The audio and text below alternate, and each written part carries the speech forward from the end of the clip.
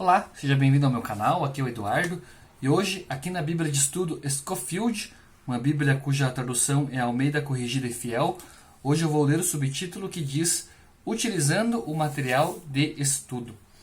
Esse subtítulo aqui começa da seguinte forma: o leitor deve ler os pp. Para uma ilustração de como usar o sistema de estudo Scofield para estudar o texto bíblico. Esta seção dá mais detalhes para as ajudas de estudo e proporciona exemplo de como utilizá-las, de modo geral, redirecionando-as com o primeiro capítulo de Efésios. Número 1. Introduções às seções da Bíblia. As 4 introduções às seções do Antigo Testamento, Pentateuco, livros históricos, livros poéticos e sapienciais e livros proféticos são valiosas para mostrar, em primeiro lugar, o contexto histórico desses livros, segundo, o conteúdo característico e as diferentes formas literárias de cada seção, e 3, a revelação progressiva de Deus no que se refere às promessas do Messias e do Reino, promessas que vão se intensificando com o transcorrer dos registros. A introdução de Malaquias a Mateus mostra as profundas mudanças culturais e religiosas que ocorreram entre o Antigo e o Novo Testamento. As introduções às seções do Novo Testamento, os 4 Evangelhos, as Epístolas de Paulo, as Epístolas gerais, explicam o conteúdo geral e a essência de cada seção. A introdução às Epístolas de Paulo mostram a revelação de Deus com respeito à Igreja como um mistério e assinala o lugar singular e o propósito da Igreja no tempo presente. Isso é especialmente importante, por exemplo, para ajudar o leitor a entender a mensagem de Efésios. Número 2. Notas introdutórias a cada livro da Bíblia. No começo de cada livro há uma introdução que inclui a data em que foi escrito, o nome do autor, o tema central, uma síntese do livro, informações relevantes sobre história e doutrina e o esboço principal. A nota introdutória a Efésios, por exemplo, é de grande relevância, pois oferece ao leitor útil material ilustrativo sobre as bênçãos recebidas pelo crente. Estas são comparadas às recompensas para o povo de Israel sob a liderança de Josué, ao entrar e conquistar a terra prometida. A introdução ao livro deve ser lida e analisada antes de se iniciar o estudo do livro propriamente dito. Número 3. Esboços do texto de cada livro. Há esboços de cada livro na introdução e no próprio texto, como ajuda para entender a progressão do pensamento no livro. Apesar de estes esboços serem apenas sugestões e estarem baseados em preferências editoriais, mostram o seguinte: número 1, uma análise do conteúdo geral de cada livro. 2, a relação das partes dentro do livro. E 3, o tema e propósito geral do livro. Número 4, numerosos subtítulos no texto. Como regra geral, em cada capítulo há vários subtítulos ao longo do texto. Eles têm várias funções. Número 1, podem ampliar-se a partir do esboço dado na introdução ao livro. Número 2, podem servir como título que resume o conteúdo do trecho que se segue. Número 3, ocasionalmente, designam o interlocutor do trecho que se segue.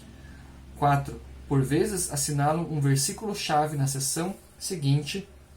Número 5, adicionados aos títulos dos salmos, proporcionam de maneira breve o tema para alguns deles. Número 6, podem servir como títulos de capítulos. E número 7, incluem a localização de passagens paralelas em Samuel, Reis, Crônicas e nos 4 Evangelhos. Número 5, notas comentando aspectos do texto bíblico. As notas de rodapé, indicadas no texto por números sobrescritos, são uma característica importante do sistema de estudo Scofield. A principal ênfase das notas é doutrinária, e elas provêm informação concisa e clara sobre o ensinamento da Escritura. O estudante que considerar e examinar cuidadosamente essas notas será perfeito e perfeitamente instruído para toda a boa obra. Além do conteúdo doutrinário, as notas de rodapé incluem aspectos como: número 1, informação histórica; 2, atos relacionados com os costumes das épocas bíblicas que soam estranhos para o leitor contemporâneo. 3. Informação geográfica relevante. 4. Informação relacionada com os tipos de Cristo no Antigo Testamento. 5. Explicações de termos e frases significantes. 6. Detalhes arqueológicos. 7. Respostas sugeridas para perguntas difíceis sobre interpretação. 8. Informação cronológica e datas sugeridas. 9. Descrições de nações vizinhas. 10. Ajudas quando em passagens paralelas há diferenças em quantidades mencionadas. 11. Informações para distinguir personagens com o mesmo nome. E 12. Comparações de incidentes similares em que existem diferenças. Para ter-se uma ideia da variedade das notas de rodapé, segue-se uma lista dos aspectos mencionados e uma breve descrição de seu conteúdo. Aqui existe uma tabela que mostra aqui uma série de exemplos de como os comentários são dispostos aqui na Bíblia. Na sequência aqui, o número 6, referências na coluna central do Antigo Testamento e nas margens no Novo Testamento. Essa ferramenta-chave para o estudo bíblico ajuda o leitor a interpretar uma passagem ao mostrar-lhe o que de si mesma sua mensagem em determinado lugar quase sempre. Essa ferramenta-chave para o estudo bíblico ajuda o leitor a interpretar uma passagem ao mostrar-lhe o que a Bíblia toda diz sobre palavras, frases ou temas individuais. Como a Bíblia é a melhor intérprete de si mesma, sua mensagem em determinado lugar quase sempre se elucida com outros textos nas Escrituras. Os estudantes que se iniciam no hábito de consultar essas ajudas de estudo descobrem que, número 1, podem relacionar melhor diferentes porções da Bíblia. Número 2, aprendem a pensar em termos de unidade das Escrituras. E 3, permitem que a Bíblia lance sua própria luz sobre porções difíceis.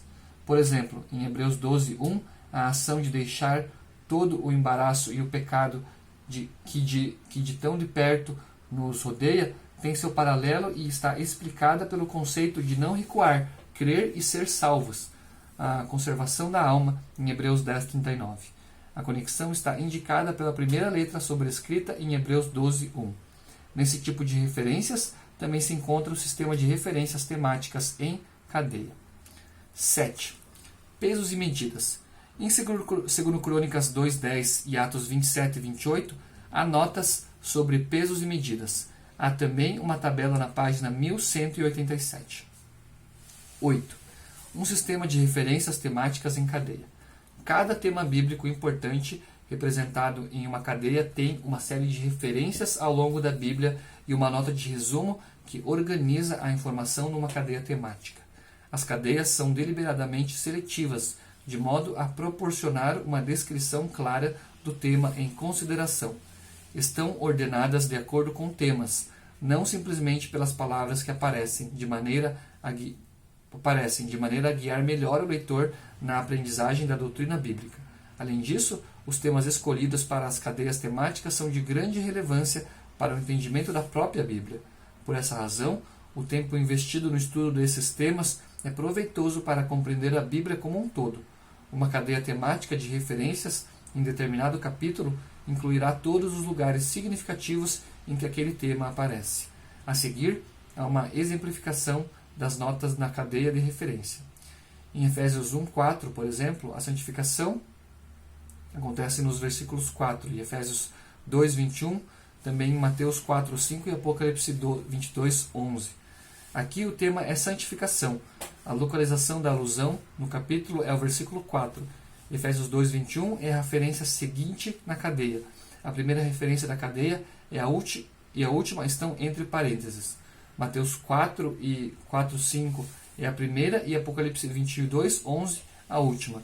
E ali também aparece a nota de resumo. Em Efésios 1:2, graça, versículos 2, 6 e Efésios 1:7. Aqui o tema é graça. Há 3 alusões no capítulo, nos versículos 2, 6 e 7. Efésios 1:7 conduz o leitor à referência seguinte da cadeia, enquanto a primeira referência no parêntese, João 1:14, identifica o começo da cadeia. A segunda referência, João 1:17, indica a nota de resumo. A cadeia continua a partir deste lugar, até Apocalipse 22, 21, a última vez que ocorre na cadeia. Na página 1189 se encontra um índice completo das referências temáticas em cadeia, índice que inclui o tema, a primeira referência da cadeia e a última, a localização da nota de estudo e a quantidade de vezes que aparece na Bíblia. Para aprender a usar as referências em cadeia, comece com uma cadeia pequena.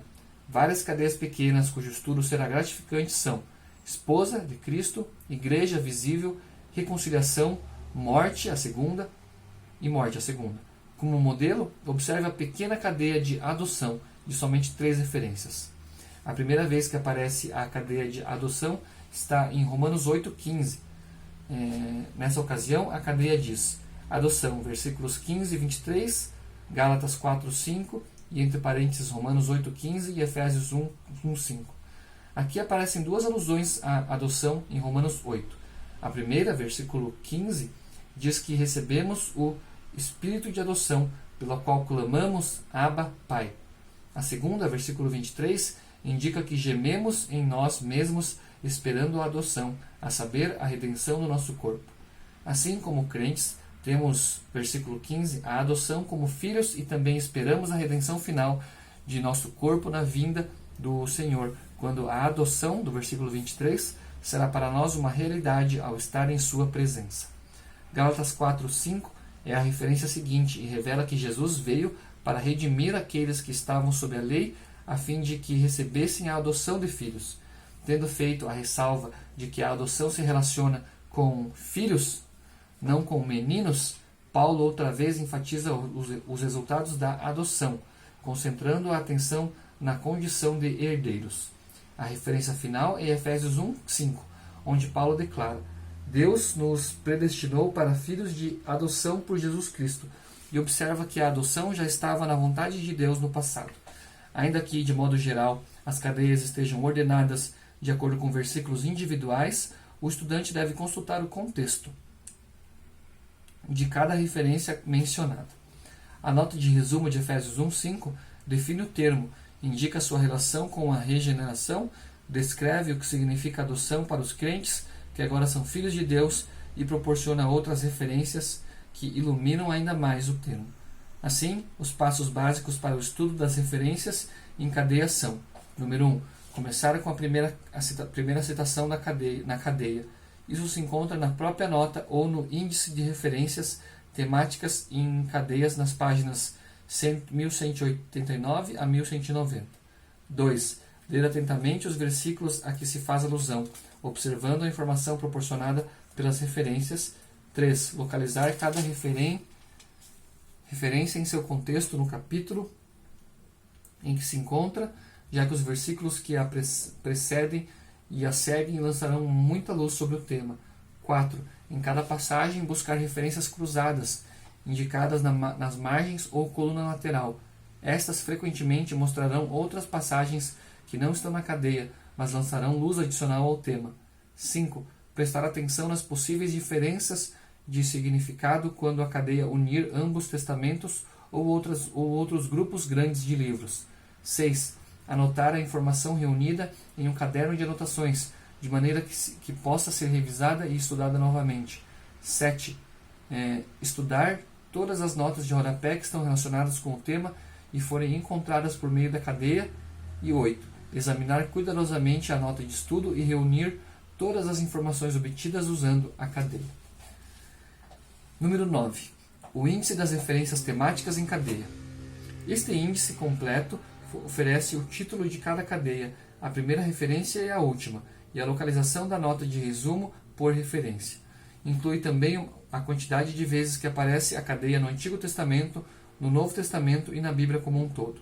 Das 72 cadeias, 3 contam com apenas 3 referências: adoção, predestinação e esposa do Senhor. A maior cadeia é inspiração, com 33 referências no Antigo Testamento e 129 no Novo. As cadeias no sistema de estudos Scofield têm um total de quase 2.650 referências. A seguir, apresentamos uma explicação do índice para a cadeia de fé. Aqui tem um índice explicando como que funciona a cadeia de referências. Por exemplo, fé é mencionada em Gênesis 3:20, Apocalipse 2:19, Hebreus 11:39, 23, 108 e 131. A fé é um tema da cadeia e Gênesis 3:20 é a primeira referência na cadeia. Apocalipse 2:19 é a última referência na cadeia. Hebreus 11:39 é a localização da nota de resumo. São 23 referências no Antigo Testamento, 108 no Novo Testamento e 131 referências totais na Bíblia.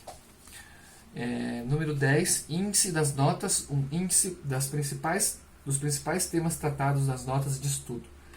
Esta relação seletiva permite ao leitor encontrar rapidamente a explicação de palavras e temas-chave. Por exemplo, o tema do sangue de Cristo está tratado especificamente nas notas em Levíticos 16:5 e 17:11. Os temas mais genéricos de sangue para sacrifícios também é tratado em Levíticos 17:11. E, finalmente, o número 11. Concordância abreviada para a ACF. Uma concordância é uma lista alfabética das palavras da Bíblia, com os versículos onde as palavras aparecem. Mesmo que as concordâncias incluídas nas Bíblias sejam seletivas, significando que em sua listagem não serão encontradas todas as ocorrências de todas as palavras importantes, bem como as passagens mais proeminentes, podem ser localizadas. O uso da concordância proporciona, número 1, encontrar um versículo conhecendo ao menos uma palavra dele. Número 2, comparar relações de versículos para descobrir onde são usadas frases similares. 3, encontrar pequenas diferenças no significado de uma palavra ao comparar seu uso em vários lugares. E 4, enriquecer as referências cruzadas. Quando utilizado deste modo, com as referências cruzadas, a concordância se torna um instrumento eficaz de ajuda no processo de descoberta da verdade bíblica. Essa daqui foi a leitura do subtítulo da Bíblia de Estudo Scofield, subtítulo intitulado Utilizando o Material de Estudo, uma sessão que explica aqui como utilizar os recursos desta Bíblia. Agradeço por você estar me acompanhando, fique com Deus e até o meu próximo vídeo.